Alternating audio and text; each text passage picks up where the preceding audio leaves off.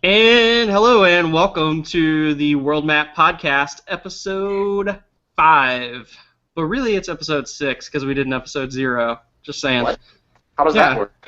I don't know. It's the lost episode.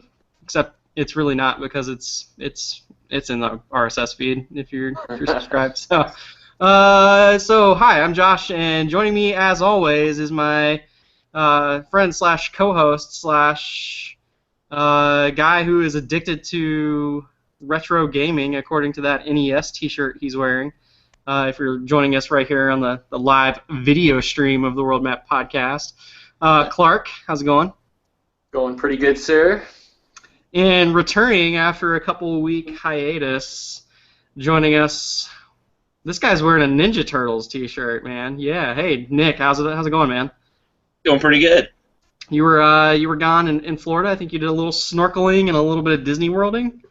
I got some scuba diving in there too. I forget some of that. I have no idea what the difference is between snorkeling and scuba diving. Scuba diving, you're under the water. Snorkeling, you're floating on top.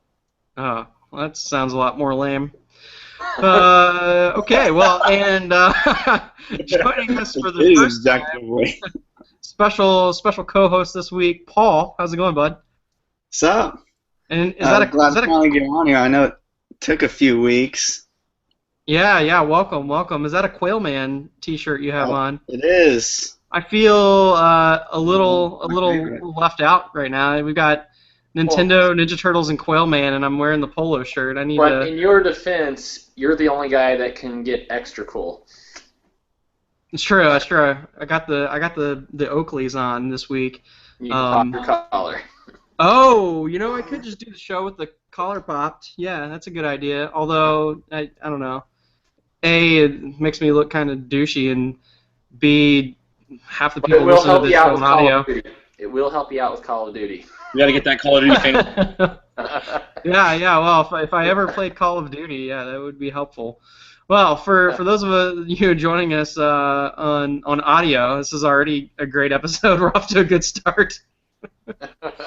I think we should probably get into what we've been playing this week. So I've been playing some of the new PS Plus games for June. I don't know if anyone else has had a chance yet to check this one out, but Super Exploding Zoo. Anybody played that yet? No, I haven't checked it out yet. I actually was downloading the PS Plus games earlier today, and I was not able to find it in my PS4 list. Is that one that was for Vita that you can also download on PS4 afterwards? It is. It's Vita and PS4. I think the PS Plus games are weird. Sometimes I have to actually search for the ones that I know are free that month because they'll only feature a couple of them in your download queue. It's kind of strange. But man, guys, first chance you get, Super Exploding Zoo, you need to play it.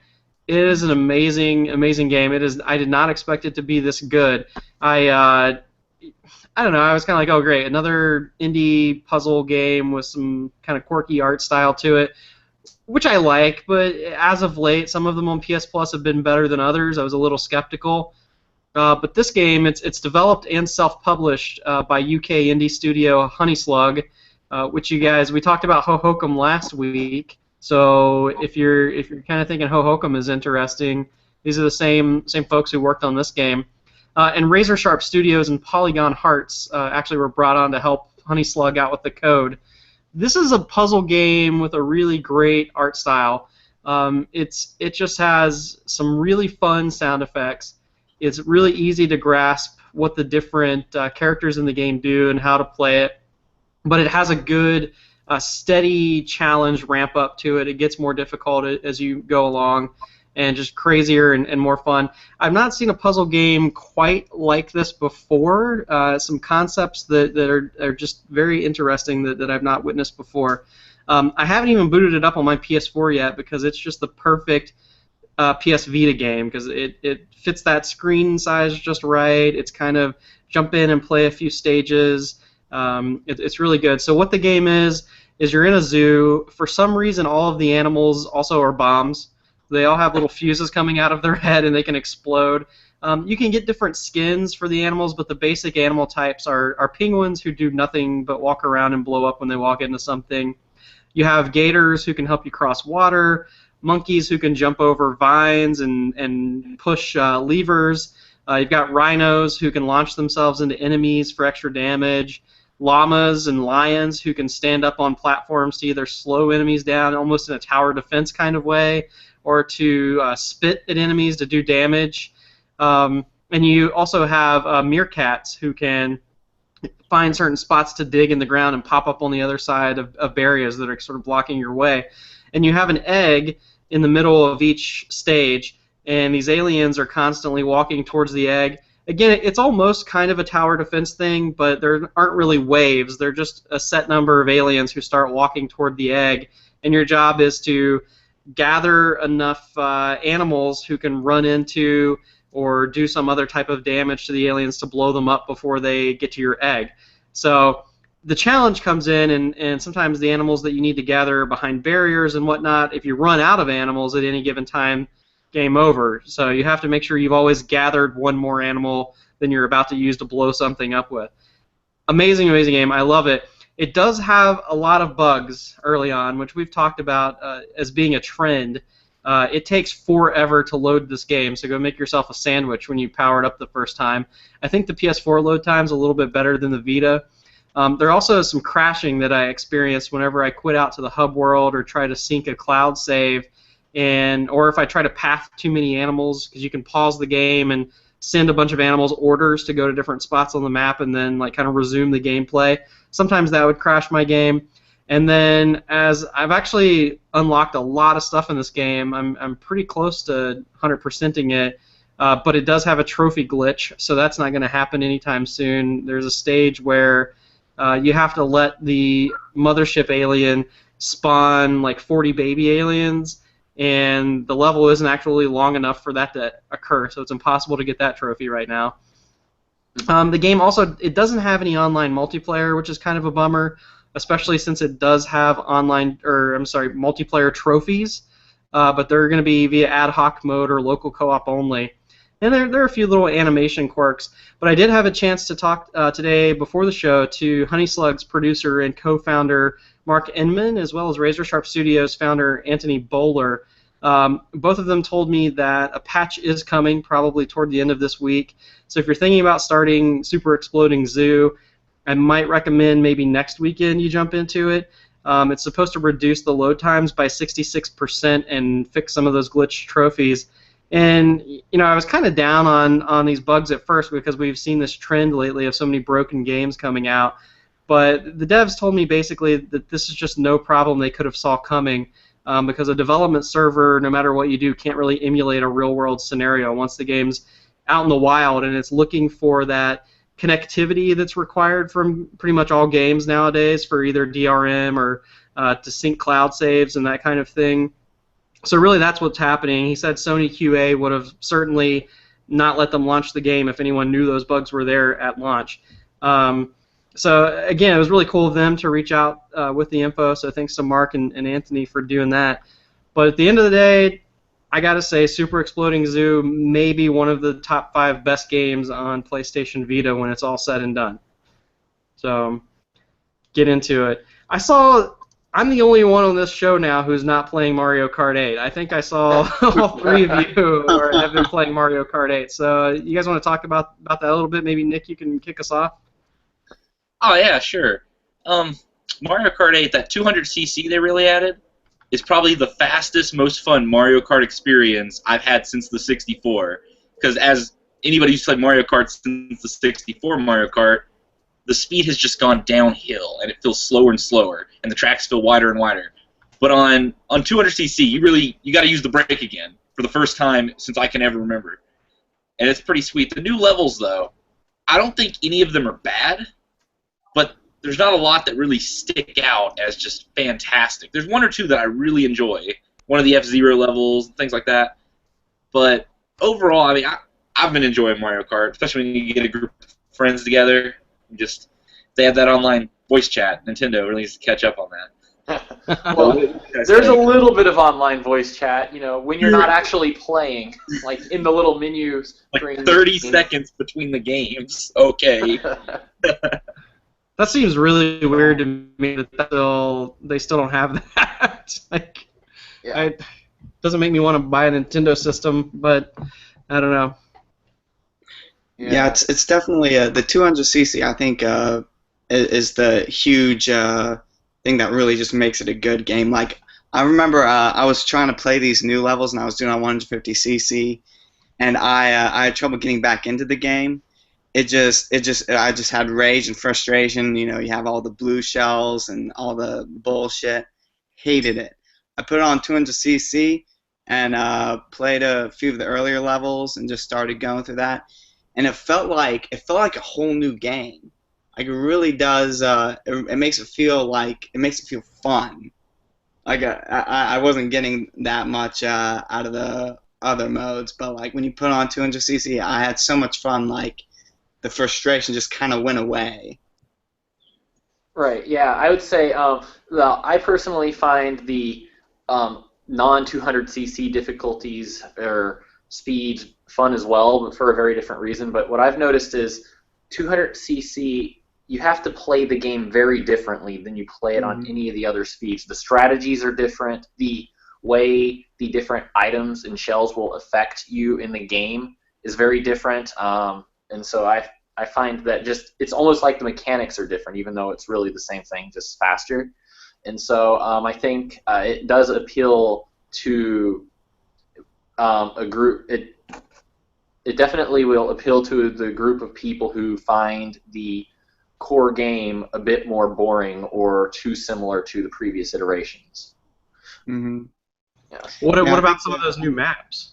Well, I'll tell you, on 200cc, the F-Zero map, what's the first? Mute City. Mute City on 200cc, if you can land every boost on that level, it is the most satisfying level in the game, in my opinion, because it's just a non-stop boost. Imagine having a mushroom the entire level on top of 200cc. You hit a jump and you float half the level. It's just, that level is probably my favorite level of the whole. It makes me want them to release an actual F-Zero game again. No, I think we were like one Captain Falcon DLC from having F-Zero kart racing. At this point, Yeah. like we already got the Blue Falcon, we got Mute City, we got Big Blue. All we need is some Captain Falcon, and it's done. The one thing I want to point out is the attention to detail that they've put in these levels, the DLC levels that come from different games. For example, the Legend of Zelda themed level, not only is it just a level based on the Legend of Zelda, but all the little details in the interface itself has changed. Like instead of collecting coins, you'll collect rupees in that level. And the item that gives you coins, it will give you rupees, but even in the interface, the little icons and everything will be changed to match that, and so I thought that was a nice touch. Or forget about the item boxes too. When you pick one of those up, it's not the normal doo-doo-doo-doo-doo. It actually plays like the Zelda "you're gaining an item" sound. Yes. You know, Oh, wow. But you can That's hear it awesome. in there. Right. And just like the Animal Crossing level, it actually changes season every time you play it. It'll be a different season. It's random, so it's not even the same exact level, same general layout, but it'll be snow on the ground. So it's pretty neat where they really look into the detail of these other games. You guys are getting me really close to want to get a Wii U. Well, I mean, a used one on eBay is pretty cheap nowadays. I know. I was almost there, and then Nintendo's like, "Hey, we're working on something else again." So I'm just kind of like, I don't know. Yeah, I think the reason they announced that they are working on something else, because they are all working on something else again. This is true. It's just because a lot of people said that now that they're partnering with the cell phone or with DNA, that they're going to be abandoning consoles. So I think, and at least Iwata had said that the reason they announced it so early was just to let people know, no, we still are staying in consoles. Sure, But sure. when that will come out, nobody knows. It's impossible to know. So, how about Skulls of the Shogun? Anyone familiar with that game? I have heard about it. Didn't it come out on Xbox like a few years ago or something? Yeah. So it launched on Xbox 360, and I played it then and kind of did the first world of it. This new edition that came out on PlayStation 4 for PS Plus this month It actually is like kind of an enhanced edition of the game. I'm not sure what they actually added. It may be the multiplayer component or something around that, because I don't remember that being in the previous version. But don't quote me on that. But it's pretty much the same game that I played on 360 a couple years ago. And you know, it was the same exact sort of experience where I played through the first world, and then I tried a couple of multiplayer battles online and did okay here and there. But it's not something that I think I'll finish or come back to a lot. I think it would be a really good sort of party game, or it does have couch co-op actually, and couch multiplayer versus. So it would be a really good game for that. Actually, I could see it falling into that category with something like Towerfall that you play with like one or more other people when you have some time to kick back and do that. It's sort of a tactics style turn-based strategy game, and I don't enjoy it as much as like Final Fantasy Tactics or Advance Wars, but it's that same style of game, except for your dead Shogun. So you know your general samurai or whatever dies and goes to the afterlife, and he's gathering these skeleton minions to build an army to fight some lieutenant who also is in the afterlife. So it's got this kind of cool Japanese theme to it. There are some cherry blossoms blowing around here and there. Some of the mage characters have a little bit of an anime-like look to them. But your basic characters are infantry, who are strong characters you can use to kind of build walls in front of your other characters. You can do this thing called building a spirit wall, where if you line enough characters up touching, the wall becomes unbreakable, and they can prevent things like arrows from coming over and hitting your general. It keeps them from getting knocked off ledges and things like that. And the infantry actually has a knockback effect. So if you go over to an enemy who's standing on a ledge and you attack them, rather than just dealing the standard infantry damage to them, you'll just knock them off the ledge and get an instant kill. So that's kind of cool. You also have cavalry in the game, so they're faster, they're riding an animal, and they can actually go out, attack an enemy, and then ride back to safety, so they have a larger move range than the other characters get on their turns. You have archers, which is pretty self-explanatory. You can get monks who have various kinds of magic. There's a crow monk who has a gust spell that can blow enemies off of ledges. There's a salamander monk who shoots fire. There's another monk who heals, and you get to kind of choose which types of monks you want to get when you're in multiplayer and that sort of thing. And then your general, each level, he starts out the level meditating, and so he gains strength for every turn, every round that you leave him there meditating. So the longer you can leave your general out of the battle and not have to wake him up to go and assist your other troops, the stronger he's going to be when you finally do wake him up. And keep in mind, if your general dies, then you lose the entire game. So it's really this battle around like trying to kill the enemy general. And then there are some other quirks in between, like you gather rice from rice paddies, and then you can spend that at shrines that you've captured, which summons additional soldiers to your army.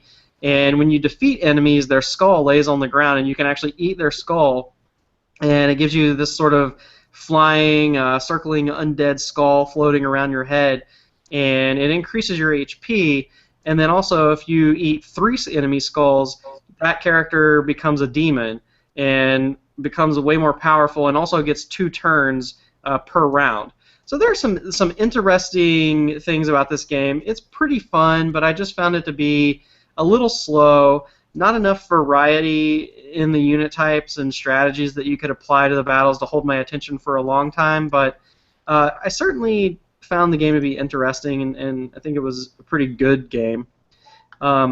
So, Clark, I know you talked a little bit about Geometry Wars 3 Dimensions last week, and you were going to get it for PS4. Have you kept playing that, and did you end up getting it for PS4 and find that it was better than the iPad experience? Yeah, I played a couple more levels on the iPad, but I just kind of got frustrated with not having any kind of tactile feedback as to whether I am actually even on the controls anymore.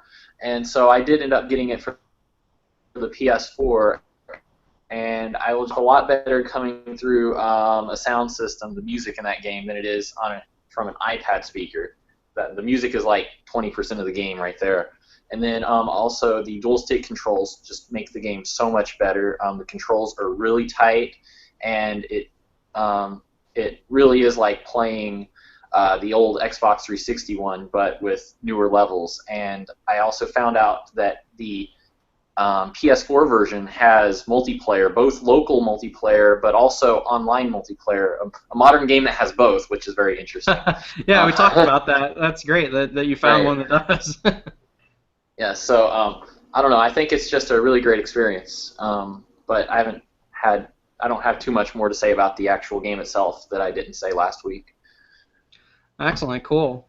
Well, Paul, how about you? I think you've been playing some stuff that's not necessarily on consoles and doing a little bit of PC gaming.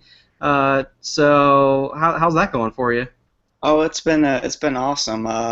Lately, and by lately I mean like over the past few months, I've been really getting into Kingdom Rush. I don't know if any of y'all have heard of it, but it's this little tower defense game. It's made by Ironhide Studios. You can actually play it for free on Armored Games if you want to start out, but the definitive version is on Steam. If you can get the Steam version of the original, it's amazing. You get like all the heroes. You get double what you get on that free site. It's totally worth $10 if you enjoyed it if you enjoyed the free part. But it's got these 4 basic towers. You've got like your dwarven artillery, which is good for like doing splash damage. You've got archers, mages, these little soldier guys that kind of protect and hold enemies back while the other defense towers rain havoc on them. But what really strikes out to me in this game is the level of strategic depth in it. I've not seen it in any other tower defense game. Like I was really into Plants vs Zombies, but even then, like after I played through it once, it was like, all right, I've seen everything, and then like I quickly got bored of it because there wasn't a lot of strategic depth. It was charming, it was interesting, but you get bored of it because there's not a whole lot.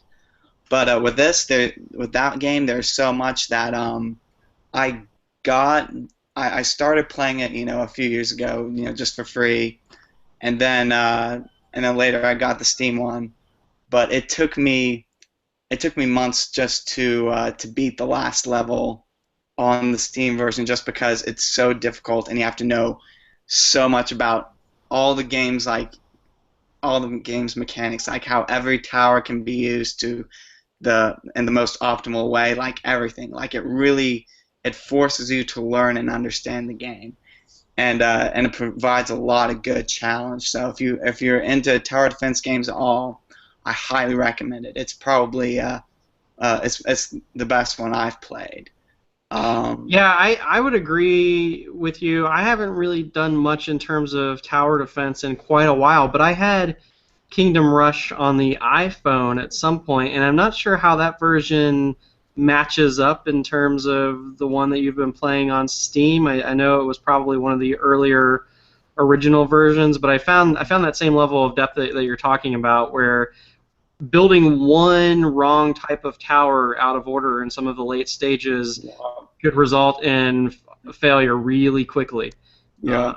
So yeah, that's great. And we saw kind of a resurgence of tower defense games. I remember playing them like in the early 2000s, a lot on like sites like Newgrounds and some of those free flash game sites. And then they came back a few years ago for a while. There was like Defense Grid on Xbox Live Arcade was pretty good. That was one of the ones I really liked. But now they're starting. It's interesting that you're playing this because now I've started to not really hear about them quite so much. I mean, even Plants vs Zombies did that weird like shooter, which was horrible. Oh yeah. Terrible Warfare. But yeah, so that's interesting. I may have to check that out on Steam this week. Yeah, definitely. And they have the other 2 games out on mobile. I've been playing those also, Frontiers and Origins. They're good, but they've gone the ways of the dark side. Like they've adopted these shitty pay to win mechanics, and there's some grind to win mechanics where like if you play long enough, you'll build up enough jewels, and then you can buy these overpowered things that ruin the challenge that makes the game amazing. Mm-hmm. So like, and the worst part is that whenever I play a specific map on, I'm like, all right, I don't know if this game is. I don't know if the level is made with those pay-to-win mechanics in mind, so that would still be hard with them, or if it's made to be possible to beat without it, where I could get the most challenge and have the most satisfaction out of it. I hate that like ambiguity.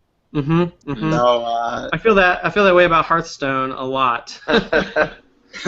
That's why I've stopped playing that. Unless I'm winning, like this week I jumped back in and I won 3 games in a row. Like, oh, all right, maybe this game is not so annoying. So continuing the theme of non-console gaming, Paul, tell me, Advance Wars, is that something you were playing on PC? Because I typically think of that as a 3DS type experience. It is. What happens is this guy, he actually recreated it from scratch for PC Flash. He doesn't charge anything for it, so Nintendo can't sue him. Is this the one that you've been playing for like years now? Do what now? Is this the same one you've been playing for years? Well, the one that I didn't play for years and then began playing a couple weeks ago. It's one of those games like that. It's an amazing game, but due to the limitations of it, like you basically take a turn and then you wait until the next person takes his turn, which could be a few minutes. Could be. Usually it's like a day. So like you have these long games that like stretch over a couple weeks. It's like playing chess by web, if you're familiar with that at all. Mm-hmm. It's very much the same thing but with Advance Wars. I love it. But I can only take like so much of it. Like I used to have a lot more patience for it. Now I'm just like, all right. I keep thinking about my turn, and I'm just like waiting for the next dude, and it's just like, like come on, can we do this? Can we do this? I've been thinking like 3 or 4 moves ahead, and we're on like turn 4, and I'm just losing my mind. So I can't really take it in long stretches, but like I used to. But occasionally I'll just go on there, I'll play a couple games, love it. And every time I do it, though, I'm like, it would be perfect? Because it would be perfect if we had, like, a new 3DS Advance Wars. So that was going to be my question. There hasn't been one on 3DS, right? There isn't. I don't know why. How is that possible? Fire Emblem. But Fire Emblem is, like, no good multiplayer. Well, there is an Advance Wars assist trophies in Smash Bros. 3DS. It's not the same. It's not the same. Like, has anyone ever had anything bad to say about Advance Wars? And the last one we got was on the original DS. Like, how is that possible? I don't know. I said a few things after Paul beat me. I wasn't very happy. That's because he's thinking 3 moves ahead and playing it over the internet with people like chess. Yeah. Who does that? The problem with the last Advance Wars is that it didn't sell well. Days of Ruin just didn't do as well as some of its predecessors. It took more of a dark tone and everything.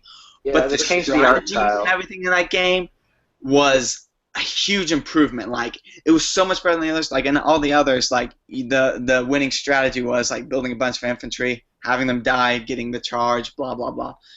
And that one, like, you only got charge by attacking, not just by getting hit.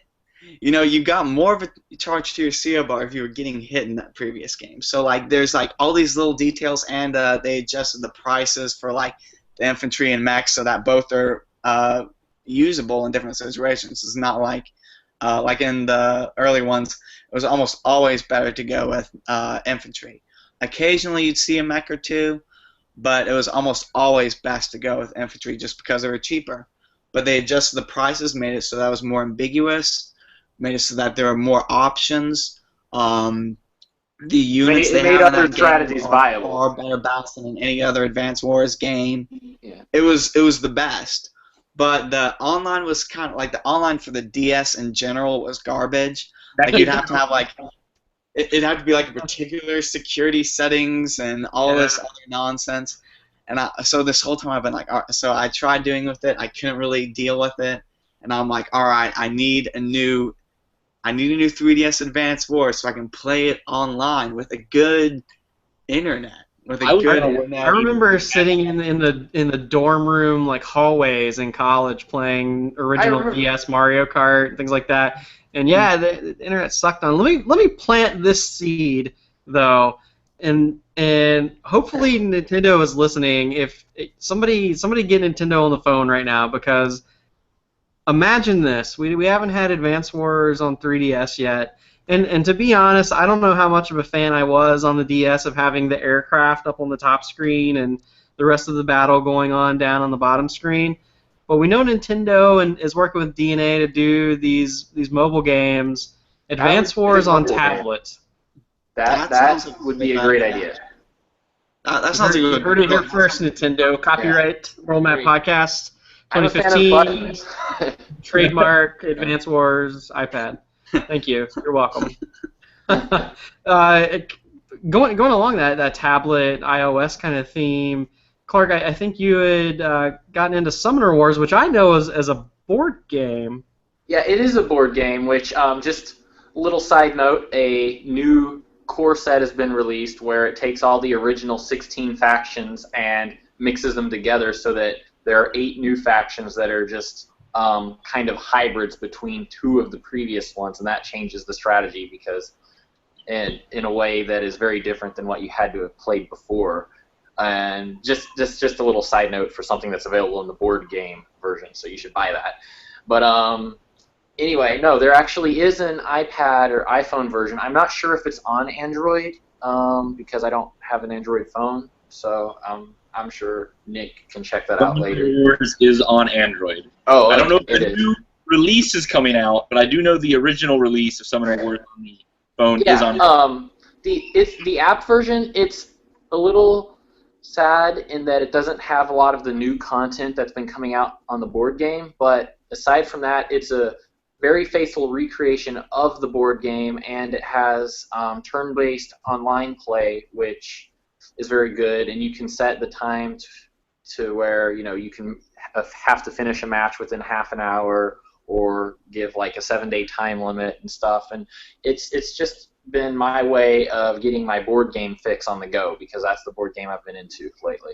Well, and I find that the iOS or Android versions of board games are actually, like, a lot of people are kind of I think down on them sometimes because you're taking something that's meant to be a physical experience and turning it into a digital experience. Right. But I think they're actually good for board gaming and probably help introduce new audiences who wouldn't otherwise consider them to those games and maybe even help sell additional copies of the physical, because I often use the iOS version of a popular board game to teach me the rules because it's so much easier than reading like a huge rule booklet when the AI can just like give me tips and show me step by step how to play and learn the game, and then I go buy the board game version and I get to open it up and play it immediately. I did that with Ticket to Ride, which is super fun on iOS, but even better as the physical board game. So. And another thing going along with that is sometimes the rules are so complex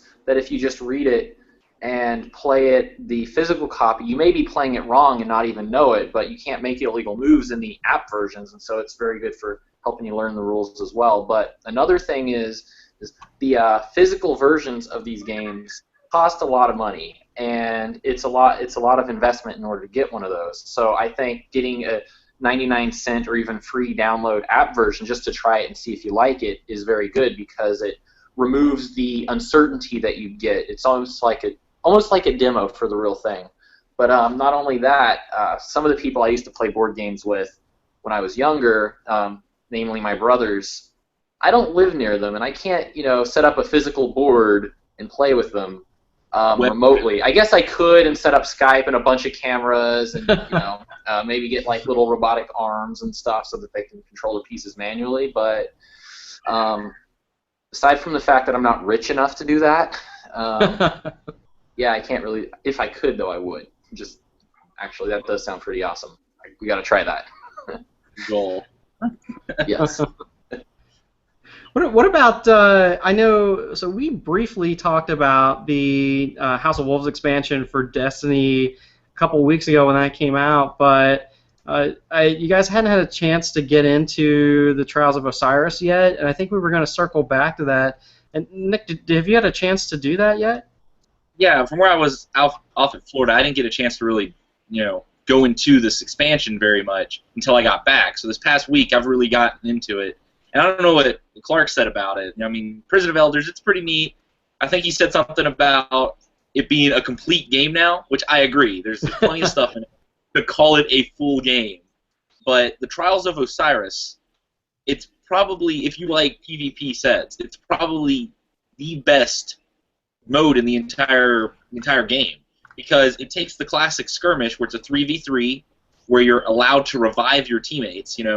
If like I'm playing with you and Clark and one of you die, I can bring you back to life after so many seconds and you're right back in the action with me to kind of keep going.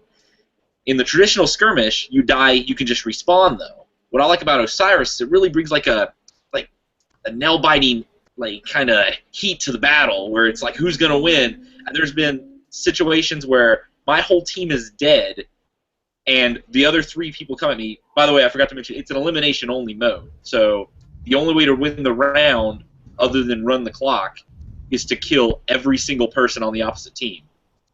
They can't respawn unless they're manually revived. So there's been times when, 3 people are running at me, and I've managed to get that revive in that turns the table. They come in thinking it's 3-on-1, and I pull a revive out. Somebody's got a shotgun, and we flip it around. And that's happened to me a numerous amount of times. I play a Warlock, my personal preference for the game, which he has this self-revive power. So they're like, oh, we've won, back to life, start chucking grenades. They don't know where it's coming from. And they've added new armor with the expansion too, where when you self-revive, you'd have one of 2 things. They're not paying attention, you self-revive, you kill them. Or you self-revive, and they're just staring at you, look at this idiot, and they shoot you immediately. But there's a new piece of armor where when you self-revive, everybody around you within a radius is blinded for about 2 to 3 seconds. So if they're just camping on my dead body, I self-revive, and it's hilarious. They just start shooting randomly, hoping they get me. It's pretty entertaining. It's a very entertaining mode, very competitive, very intense, and then there's a nice payout if you're good at it too. If you go 9-0 wins on this card to get in the game mode, you actually gain access to an entirely new area of the game that you can only if you have 9-0 on this mode, and you can get a bunch of really cool stuff from there. But it's a really good mode. You can tell that Bungie is actually, with some of the fixes they've done with House of Wolves, a lot less grinding in a lot of departments. They're really listening to their fans. They haven't fixed all the problems, but they got to have a way to make you pay for the next expansion, right? Yeah, there you go. Maybe that was the business strategy all along. Let's see how many DLCs we have planned and how many things we should break at launch to fix with each one. That way we can make the fan base, oh, they're listening to us. When all along it's like, I know what's wrong with the game. We just want to make them feel heard. It's pretty good. That's awesome. So something we haven't really had a chance to talk about yet on the show that's a relatively new game that I'm hearing tons of stuff about, I want to make sure we cover before we move on to the next segment, is Splatoon. Nintendo doing a shooter, I didn't expect this to turn out well, but I'm told I was wrong. I think I'm the only one that's played this, correct? I don't think anybody's played it other than me. No, right? Not yet. Okay, well, I didn't want to buy it. I wanted it, but I wasn't too sure. So I kind of had somebody else just purchase it for me with money they owed me. So I still bought it, but I didn't have to have the heartbreak of spending the money personally. So I figured I was fine with that. But I got it, and I'm actually very surprised by it. I'll just briefly cover a few key points here. The single player. Well, first off, when you start the game, most games, here's the single player, go play it. No, this is the first game that's not 100% multiplayer, where when I turned it on, the first thing it does is go to the battle tower and start playing multiplayer, rank up. it didn't even mention the single player. It kind of just pay attention. It's like, what's that guy doing over there? And that's the guy where you go talk to get to single player. But it didn't even say he was the single player. It's just like, look at that fishy guy, and that's it. That's your introduction. But you go to the single player, and the single player, it's all right. It's nothing spectacular. What I find the single player to be, it's a good tutorial that shows you really how to move and all the mechanics of the game, and it's set up to where it doesn't feel like a tutorial, though. It's not like, hey, do this, do that, do this. It's like all these little kind of platforms tasks you gotta accomplish to beat the level. There's like 7 or 8 per level. I've not completed it, though. I kind of got tired of it and went back to multiplayer. But multiplayer is where the game really shines. It's a shooter, but I can't really call it a shooter because when you think of a shooter, the traditional objective is what? Go kill the other team. This game does not focus on killing anybody. That you kill all the people you want, but the main primary unranked mode is turf war, and you have the whole level, 2 teams, 1 on each side, and the goal is to cover the ground with paint. And at the end of like a 3-minute timer or 4-minute timer, whoever has more paint on the surface of the ground wins the match. Now, there is killing involved because you're trying to paint the ground, and they're running up to you, and you're just like, no. You roll them down. So it feels really weird because you're not focused on running and kill the guy. You're more focused on Mario Sunshine style clean up the ground, except in reverse. It's really weird, but it's really cool though for that mode. And there are a slew of weapons in it. You know, you've got a big paint roller, which is fantastic at covering the ground, as opposed to the sniper rifle, which is just god awful in that game mode, which I thought it was just a terrible weapon altogether in the game. But Nintendo is being real nice, and they're giving out every bit of DLC for this game is free if you have it. Like, they're just adding more as the weeks go on. And so ranked mode has come out this week along with a bunch of new weapons and gear. And the gear just changes how fast your ink runs out. Just, you know, basic abilities. I'm not going to go into that. But they added ranked mode, which ranked mode isn't like Turf War. There is a designated, like, Halo-style King of the Hill. You have, like, a rectangle that you have to cover with your ink. And whoever can keep it covered the longest over the time period, things like that, wins the ranked. And that's where a sniper rifle might actually come in handy because it's a centralized point. So a sniper can jump in the back and kind of pick units that are coming in to try to take over that territory, and so it's actually useful in a different mode. And so I like how different weapons are obviously more useful in different modes rather than I'm just going to pick this weapon and stick with it. It's a pretty unique game. I really like it. There are some major problems with it, though, in my opinion. First off, 4v4 teams.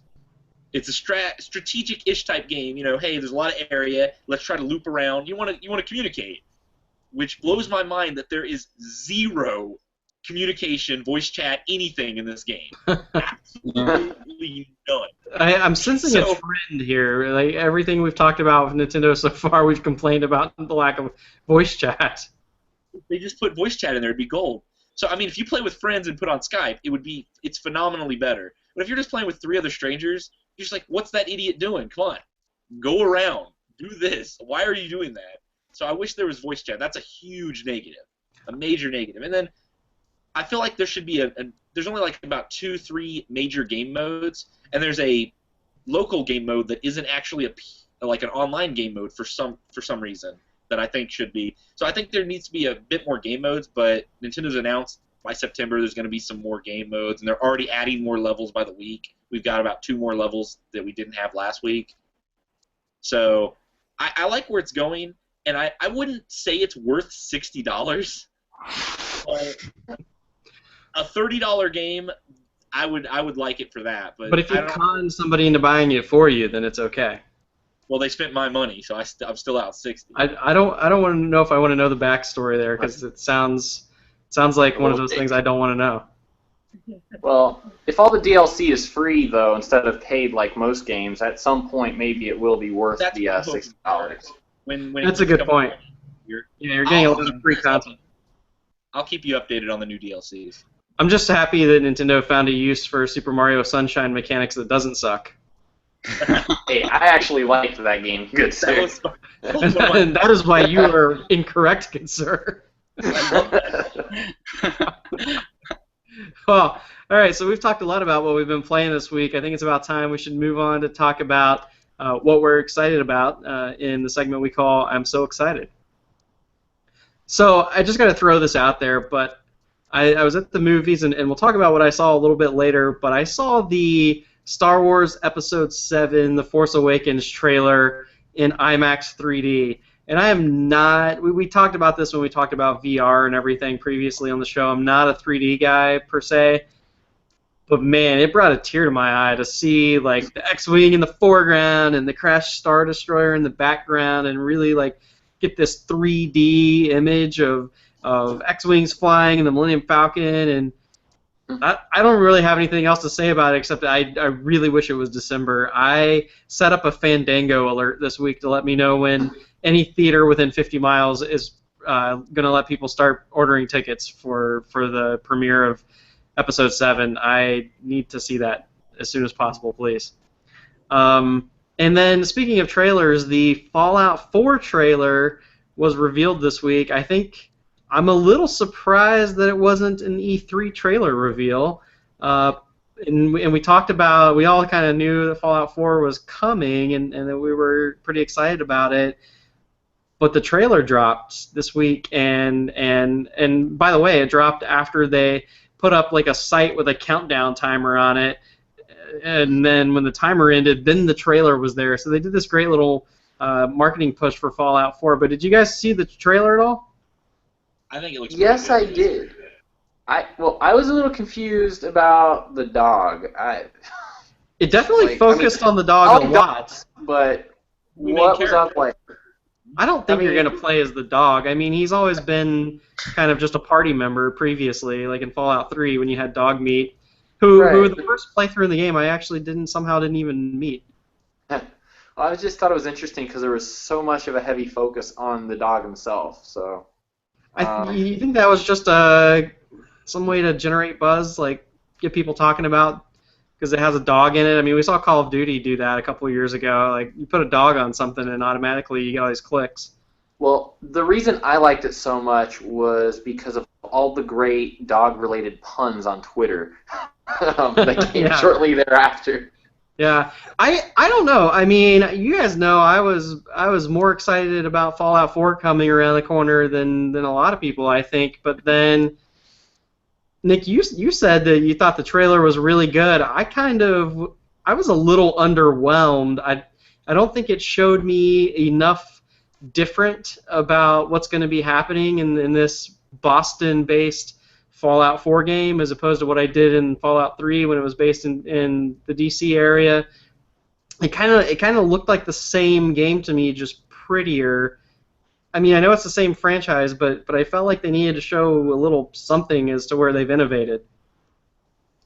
I've never really played all the old Fallouts. I played a little bit of 3, but not a lot to really get super into the game. So when I saw this trailer, it kind of, I don't know, it stirred up the want to play Fallout. And that's probably why I thought it was really good. I was just watching it. I liked how it was transitioning from, like, old before to after. And it was just, I thought that was really neat. And it just kind of made me want to get into the story since I'm not a veteran Fallout player. And that's probably why I thought it was really good. It kind of sparked a real big interest to figure out what was going on.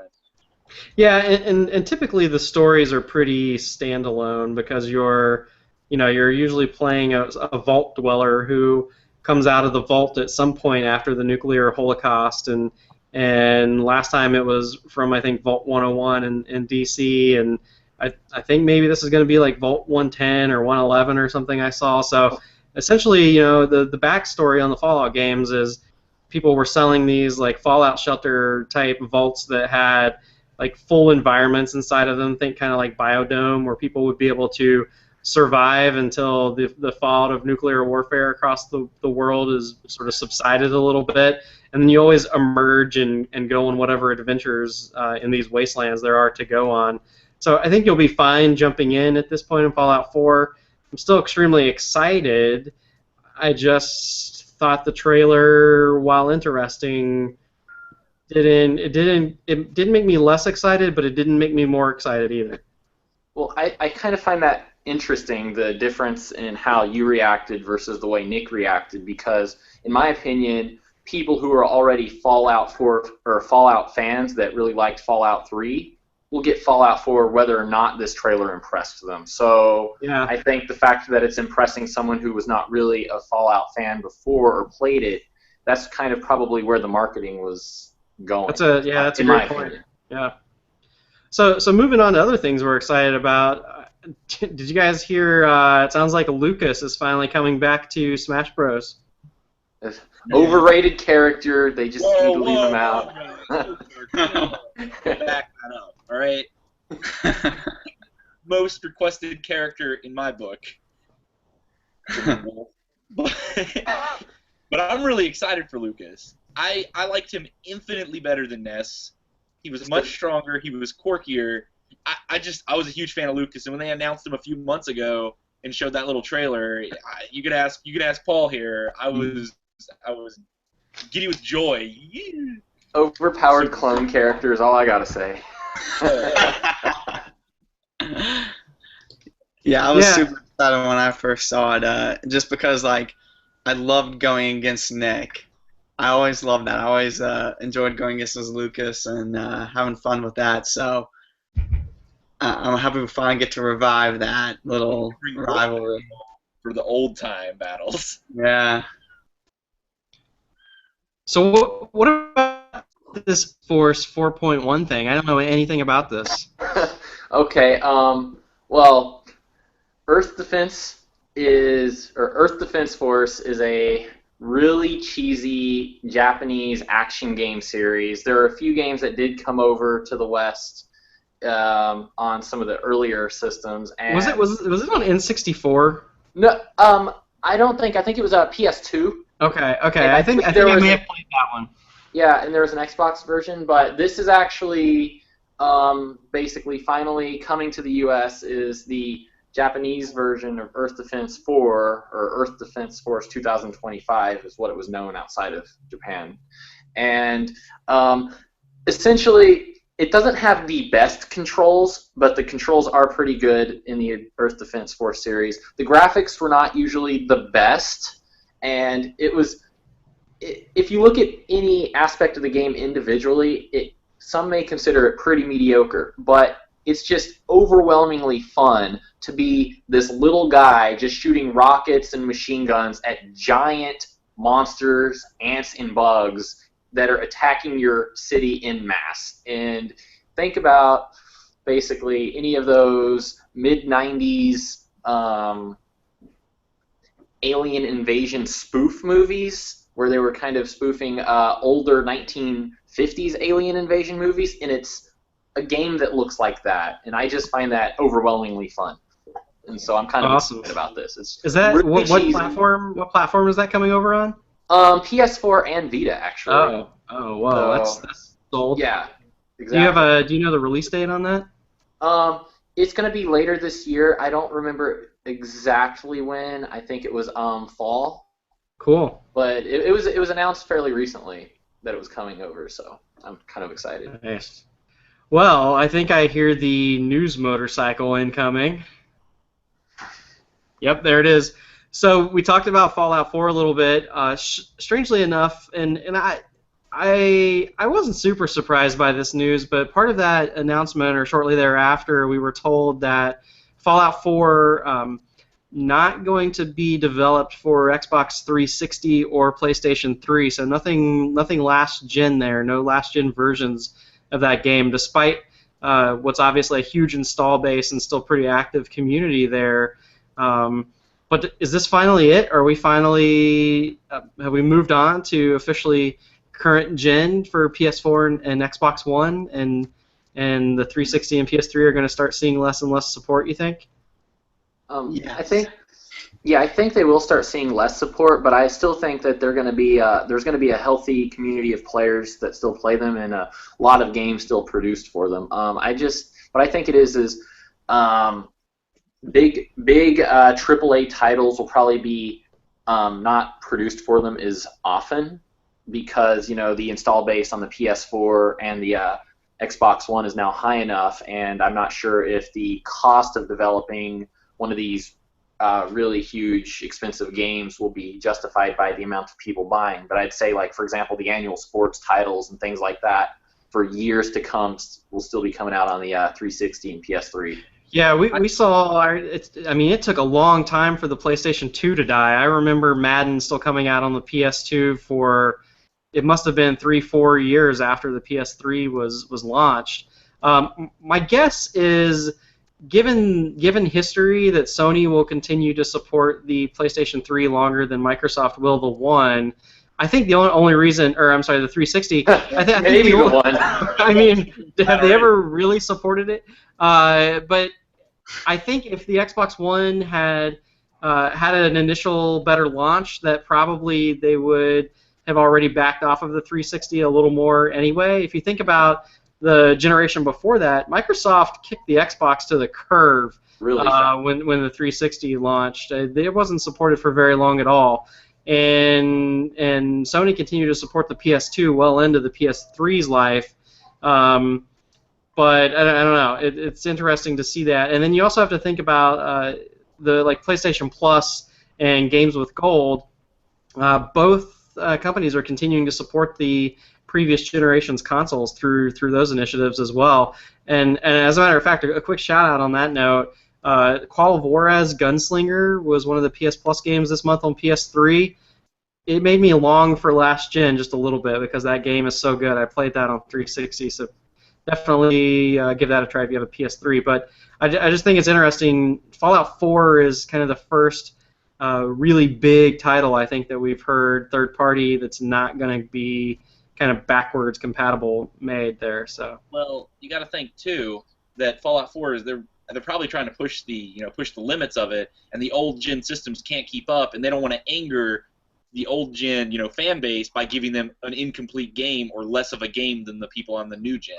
That's what Bungie did with their Destiny game. That's why it has so many limitations, because they're trying to keep it consistent with the old gen. I think maybe they're also trying to push away with that with Fallout 4 to try to give it more, because the old gen systems won't be able to handle near as much as the new gen. Well, and I think too, keep in mind this is Bethesda, who had a ton of issues with Skyrim. I mean, the PlayStation 3 version of Skyrim didn't work for close to a year, I think. So, Bethesda has a history of kind of having some glitchy issues here and there, just going across the two major platforms. So, probably smart on them to not try to develop backwards and make the best, most polished version that they can of Fallout 4. In other news this week, Heroes of the Storm, despite the fact that we've talked about it pretty much every week on the show since we started doing the show because of being in the beta, but Heroes of the Storm officially launched this week. So I did jump in and play a little bit again, and the matchmaking is doing a pretty good job still of sticking you with people of the right skill, so there's not like a bunch of noobs on launch week and throwing the games off. It's still performing about the same. And unlike most people, Blizzard didn't suffer any weird server issues. The game ran perfectly fine. I found matches quickly, so I think they had a good launch. And then in additional Heroes of the Storm news, they this week also said they're launching an expansion, which is going to be called the Eternal Conflict expansion, based on the Diablo universe, with a new map called Battlefield of Eternity. It kind of looked to me like the Sanctuary area that you always start out in Diablo, maybe somehow involved in that map. But each team is going to get an immortal to fight alongside as the sort of the objective of that map. So that's going to be cool. And the Diablo villain that I think you fight this villain in more than just one of the Diablo games, if I remember correctly. But the Butcher is going to be a new actual playable character, a hero in Heroes of the Storm. So lots of new content coming from Heroes of the Storm, even right on the tail of its release. And I think that expansion is expected somewhere around June 30th, Blizzard said. And then finally, again, it's a little bit of a slow news week. Everybody's kind of holding a few things close to the vest for E3. But we did have some news come out about PS Mobile shutting down. Did you guys have some further thoughts about that? Yeah, actually, on my Vita, I have a few PS Mobile games because, they're usually really cheap or free, especially, I think a couple of years ago, they had a Christmas promotion where each day for about 12 days or so you can download a free game, and some of them are actually pretty good. And while I was at work, I was checking my email, and I found that they're going to be closing down PlayStation Mobile on September 10th. And they're not only just going to stop distributing content, but even if you have downloaded or purchased content before, if you don't have it on your device or don't re-download it before then, you'll never be able to download it again.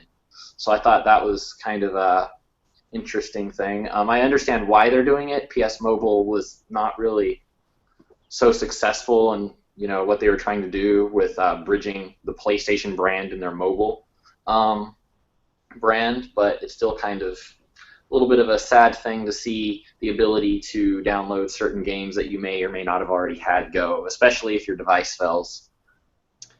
Reminds me of the good old N-Gage. Nokia, yes. Excellent. All right, well, let's move on then and talk a little bit about a segment we call We Have Hobbies. So this week in non-gaming, a couple things to talk about. I'll start us off with a couple of movies that I saw this week. Last week, I talked about how great I thought the audiobook for American Sniper was and how much I really enjoyed hearing Chris Kyle's firsthand story of his experience with the Iraq War and all of his deployments over there, and just how it was a real kind of non-tainted first-person on-the-ground viewpoint of some of the raw, harsh realities and some of the limitations of the rules of engagement, and just not a tainted, weird, either media incorrect or biased story, or even a sensationalized Hollywood story. American Sniper, the movie, does not fall in that category. It is your typical over-sensationalized, fictionalized, very loosely based on the source material film, and I did not enjoy it. I will say Bradley Cooper was pretty convincing in there. He did a good job of actually making you forget that he was Bradley Cooper, which is interesting. I mean, I really he played the Chris Kyle, that Texan boy role, very well, but the movie itself was very disjointed. Flashed back and forth between locations and scenes too quickly without ever really letting anything at all develop, which made the whole thing a little boring, and because you were never really invested in the story, there was nothing really ever that interesting. Strangely enough, if you're an action fan, not even that much sniping in the movie. There's a little bit more of the kind of door-to-door house clearing stuff that goes on, but it's strange how little sniping is actually in the game. The movie, rather. Kind of like a video game. And then they made up this weird, just fictional thing of this Syrian rival enemy sniper who kind of chases him around through all 4 of his deployments. And then he finally, at the end, well, spoiler alert, but he finally at the end shoots this rival enemy sniper. I mean, I don't think it's that big of a spoiler because you kind of know what's going to happen going into that movie. He's going to kill people with a gun. But I don't understand why they needed to make up this scenario and fictionalize so much when what really happened was so much more interesting and compelling. So, not a fan of the film American Sniper. I don't know if any of you have seen that movie or have an opinion on it. I didn't really have any interest in watching it, quite frankly. Especially if there's a book version, I usually don't want to watch movies of book versions of things. Yeah, which sadly is getting harder and harder to do. It's a pretty good rule. I wasn't interested so much in it either until I read the book, and sadly, it's nothing like it. Did it in the wrong order, man. I know. Movie first. Read the book, or did you hear the book? I heard the book. I read it with my ears via Audible. Yeah. But yeah, I still think Black Hawk Down probably my favorite war movie of all time. Hamburger Hill. American Sniper doesn't come close to that. The other movie I saw this week actually is a brand new movie that I saw actually in IMAX 3D, and that is San Andreas. And this was not a movie that I was hankering to go see, but the opportunity arose actually because my wife and her coworkers were going to see this film, and so we went to see it, and it's The Rock, right? So he's always like kind of interesting and fun to watch, and I don't know if I'd go as far as to say compelling or super believable, but he's just like so likable that the sort of layer of cheese that's melted over all of his lines, you can kind of ignore it a little bit. And obviously, it also helped that Alexandra Daddario was in the movie quite a lot. But honestly, I found the really bad science in the movie, like all these weird things that happen, like the fact that there's a tsunami for an earthquake that takes place on land, and just like some really like bad science. But those things were less offensive to me than how convenient it was for the characters to find everything they needed in the right time, or to say just the right thing, and that just it was just a little too lame and cheesy. And so I'll give you an example of like the earthquake happens, and The Rock, his character, his family is trapped in various places. Well, he just happens to be in a helicopter at the time, and so he has this helicopter he can go rescue them all in. And then when the helicopter crashes, he just happens to have a way to hijack a truck and hotwire this truck and go across the country in the truck. And when he can't cross a section of road in that, he finds an airplane, and then that just happens to have parachutes in it. So, and I won't spoil the whole movie because there are more vehicles and more like completely implausible scenarios. And so the entire movie is basically The Rock like jumping from vehicle to vehicle that just happens to appear in the right place at the right time to go and rescue his family during this horrendous natural disaster. I would give this movie somewhere around a 4 or a 5 out of 10, probably. I cannot recommend it, but it's one of those where when it comes out on like Netflix or something, which will be about next week, I imagine, probably worth watching just to see some of the special effects at least. So, Paul, how about you? What kind of hobbies have you been getting into this week? Well, I work for this adventure resort, Ace, and I think my hobbies, other than playing video games, maybe like watching some stupid stuff on YouTube, it would have to be just like the only other thing I really have is actually going to work, which is actually extremely fun. Like I enjoy everything I do. So I've been doing that. I've been sending people down zip lines, swimming, all that cool stuff. Really just having a great time and loving every bit of it. And other than that, like I got these cats. Had a cat that gave birth a few months ago, and now I've got like her and one of her kittens, and I play with cats, and I work and I play video games. I don't have very many hobbies. Hey, going on adventures and playing with cats and playing video games, those three things kind of go together. Sounds like a balanced life. Video game cat adventures. That could be the next great video game. Yeah, I'll make it. Also, probably going to be the name of this week's episode.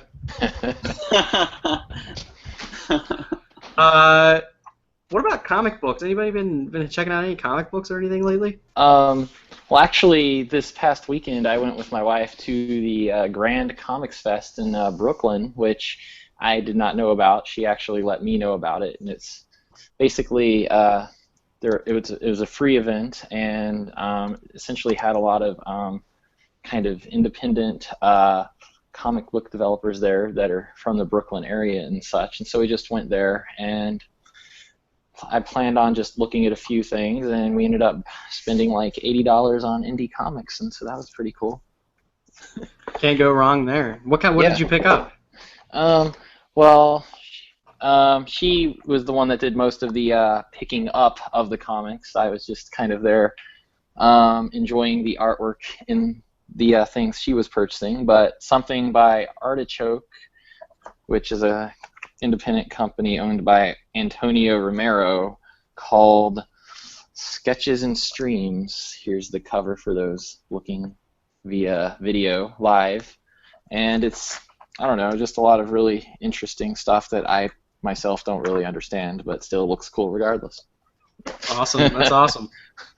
Any Disney association with any of that? Or, no, but something really cool actually was apparently one of the writers for Adventure Time was there, and she does the stories, and we got a comic from.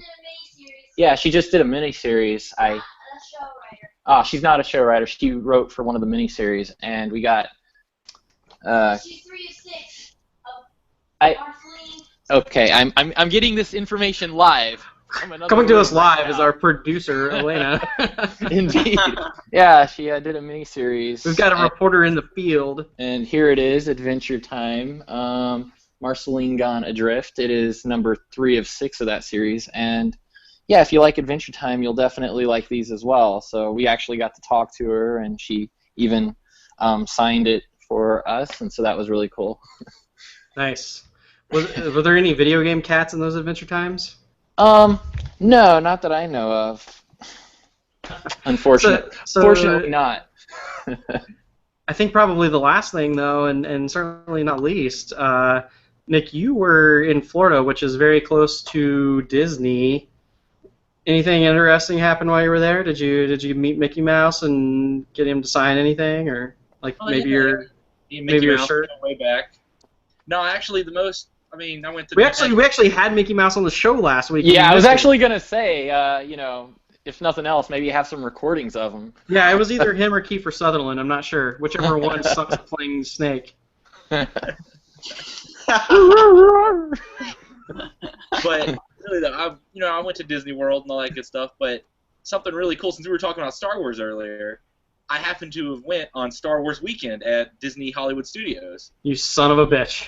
It was super sweet. There were stormtroopers walking around everywhere. Did you get any pictures? I had my camera that day. I was so sad. You didn't take your camera? You're right here, buddy. Did you at least have your phone? My phone dies after 2 hours. You fail at life. But no. Wait. How do we know you really went then? I've got Disney friggin' Experience where they just randomly take pictures and you happen to be in one. I've got one where I'm on one of the rides there.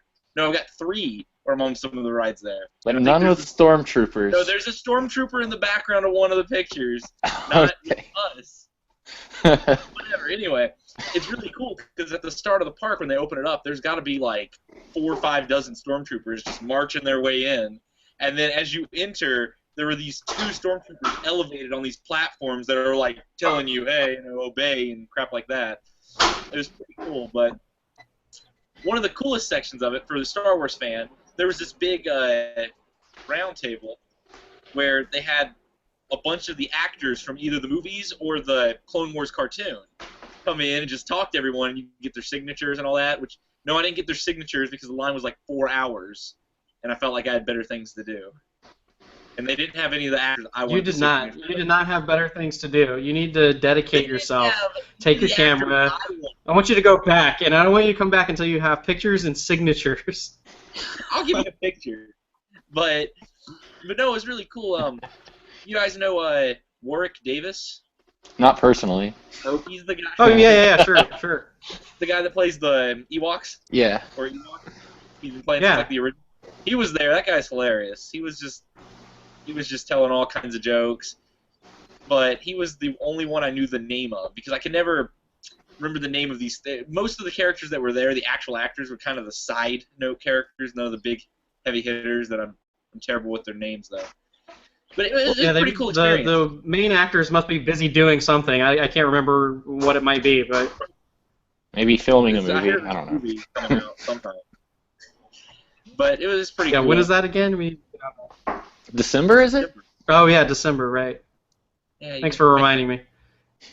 But yeah, it was really cool. Star Wars Weekend was definitely one of the best experiences. They ended it with a big fireworks show too, a Star Wars themed fireworks show, and they had stormtroopers like doing like a show while it was happening. Like they were shooting like lasers and fireworks coming.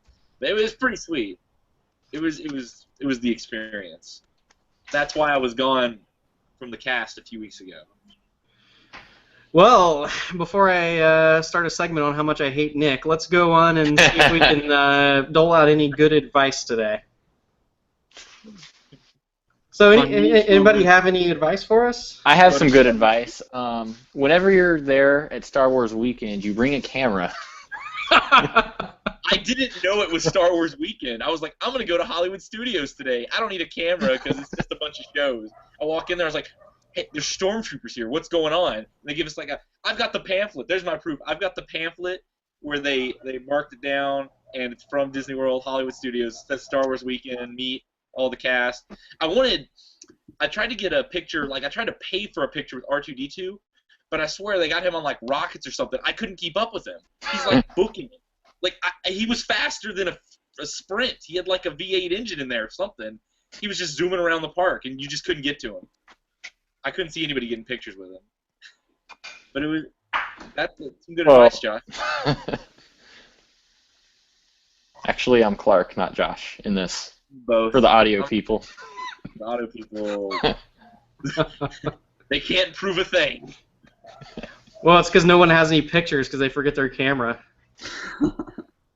Paul, how about you? You got some advice for us? Financial momentum is everything. You're either earning interest or paying it. That's it. That's all I have. That's good. That's good advice. That's probably better than the financial advice we gave a couple of weeks ago. It's a lot more ambiguous too. Which means... Yes.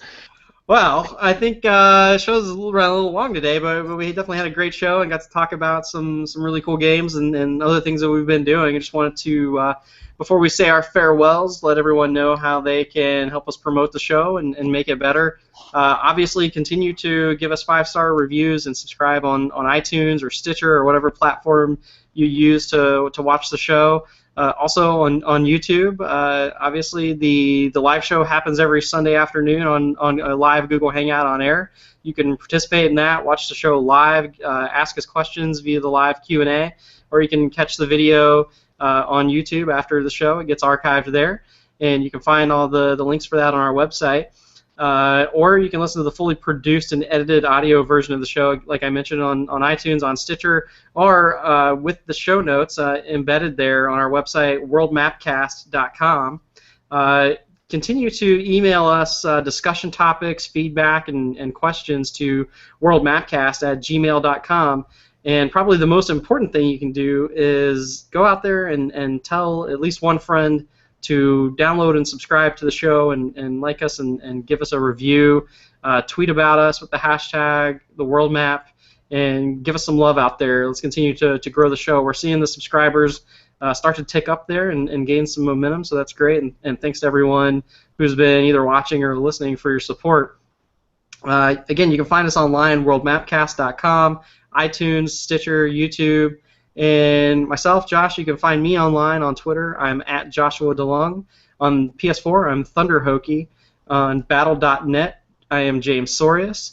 And on Steam, I'm ThunderHokey, one word, which is different from on PS4 where it's Thunder_Hokey. So make sure you get that right. Clark, did you want to let the listeners know where they can find you online? Yeah, sure. I guess on Twitter at jclunk01, on PS4 at _Clunkster, Battle.net, just the word Clunkster, and on Nintendo Network, surprisingly, they have one of those. It's also Clunkster, and on Steam, again, Clunkster.